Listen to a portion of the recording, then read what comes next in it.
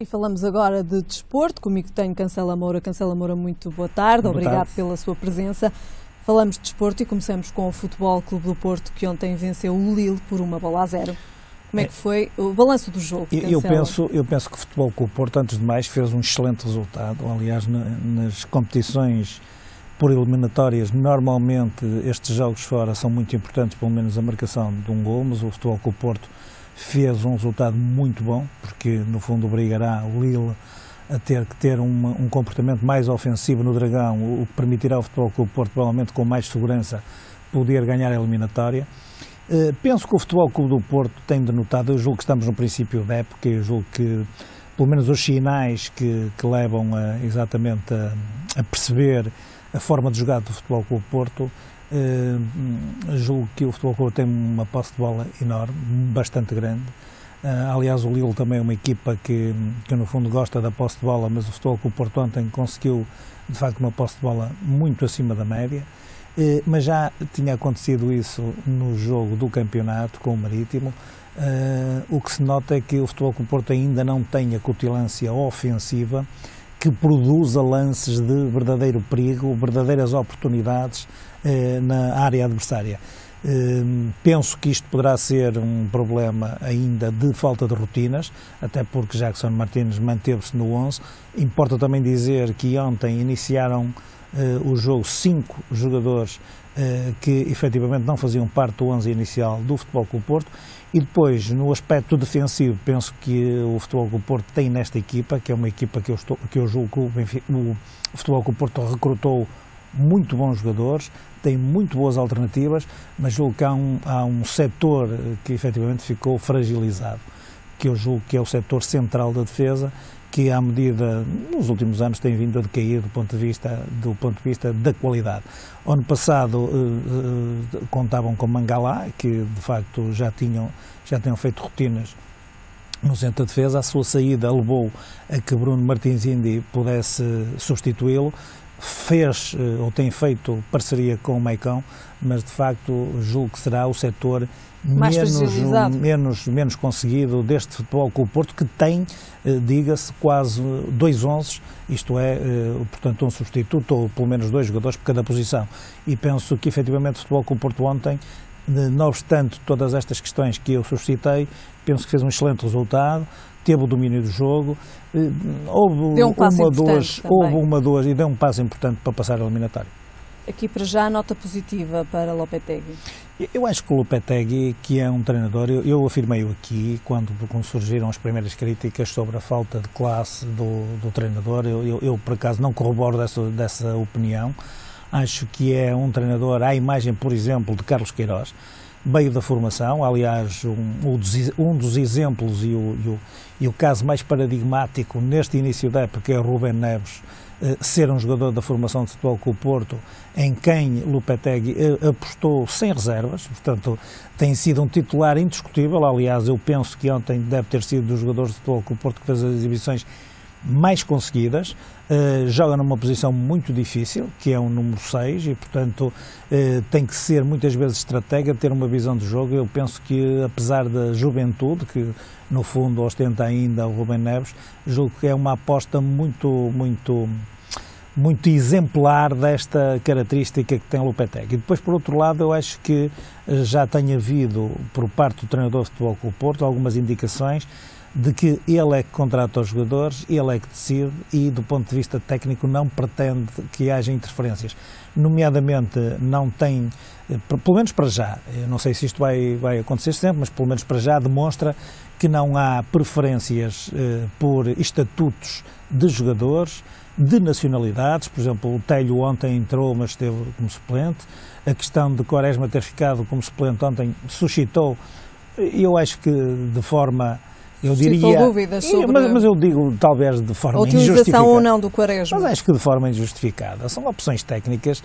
Penso que o treinador do Futebol Clube do Porto até disse que o 11 titular será aquele que ele vai apresentar em cada jogo, e eu acredito que com o conjunto de atletas que o Futebol Clube do Porto tem, por exemplo, teve no banco o José Ângelo, que também é indiscutível ser uma excelente contratação, e portanto a inclusão ontem de Casemiro, em detrimento de Quaresma, acabou por dar uma consistência maior ao meio-campo do Futebol Clube do Porto, que se desdobrou em campo entre um 4-4-2 e um 4-3-3, sendo que Olivier acabou por jogar na ala esquerda. Portanto, há um conjunto de soluções que o Lopetegui tem sabido interpretar da melhor maneira, e penso que o plantel do Futebol Clube do Porto será de longe aquele que estará mais estável e mais equilibrado desde há muito tempo, ainda que o fecho da época ocorra só no dia 31 de agosto. Muito bem, Cancela, falamos agora do Benfica, que esta semana contratou Júlio César. Não, o Benfica está numa fase ainda de reestruturação interna. Penso que, apesar de tudo, Jorge Jesus tem conseguido, com os jogadores da época transata, fazer, eu até diria que a grande novidade neste momento seria Talisca, porque grande parte dos outros jogadores são aqueles que transitam da época passada. É evidente que Jorge Jesus ainda tem contado com Enzo Pérez e com Gaetan.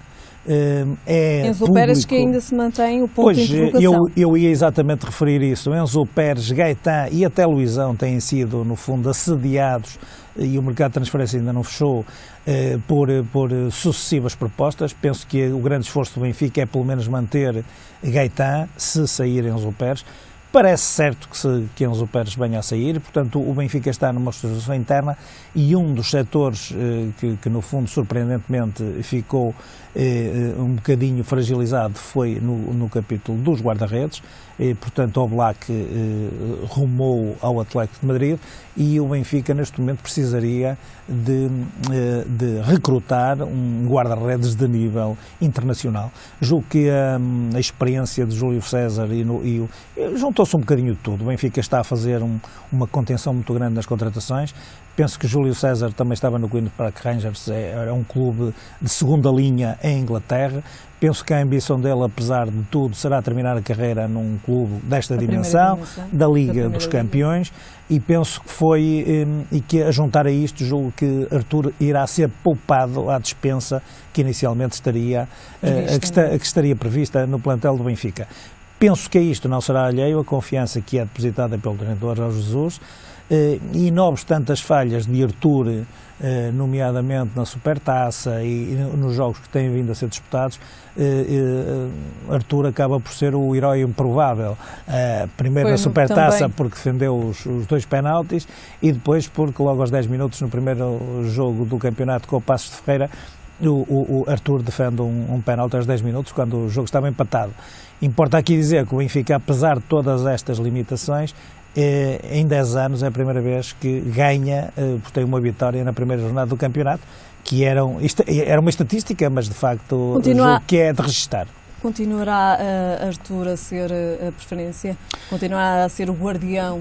Não, eu acredito que Jorge Jesus vai para a 6ª época no Benfica e tem optado por uma rotatividade grande entre a equipa, portanto, à medida que lhe acontecem os imprevistos e alguns inêditos, ele tem sabido gerir muito bem o plantel, e acredito que Arthur talvez alterne com Júlio César, portanto, conforme as competições, nomeadamente a Taça de Portugal, nomeadamente a Liga dos Campeões ou o Campeonato, e portanto eu acredito que seja uma alternância na baliza em função daquilo que possam ser as competições.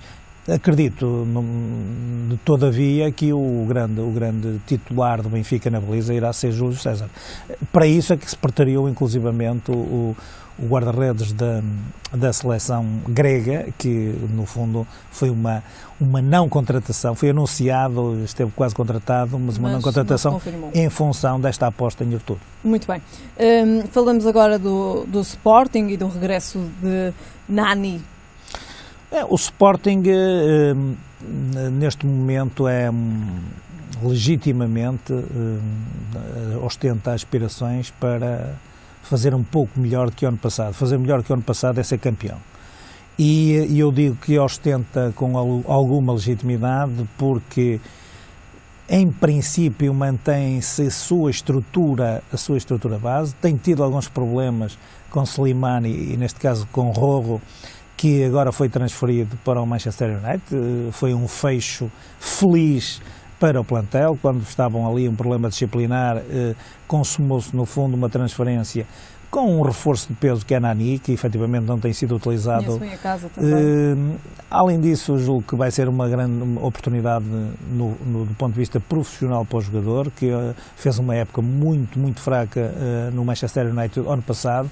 Esta euforia em torno dos adeptos e até em algumas declarações dos atletas, julgo que tem mais a ver com a ansiedade de uma equipa que há muito tempo não ganha nada, do que propriamente aquilo que na realidade possa vir a acontecer. Porque, por exemplo, ainda, como digo, nas transferências, ou no campo das transferências, seria importante registar que o William, se eventualmente vier a sair, será uma baixa de muito peso para o Sporting, e como eu estava a dizer... Para já rejeitou uma proposta de 25 milhões. Eu acredito que sim, mas o Sporting não estará imune a outro tipo de chamamentos ou de apelos para transferências. Aquilo que eu dizia é que o Sporting não pode embandeirar em arco, nem os adeptos nesta euforia, porque o Sporting ainda é, com muito cuidado e com muito empenho mesmo dos próprios dirigentes, uma equipa com muitas limitações do seu plantel, como aconteceu ano passado. É um coletivo interessante,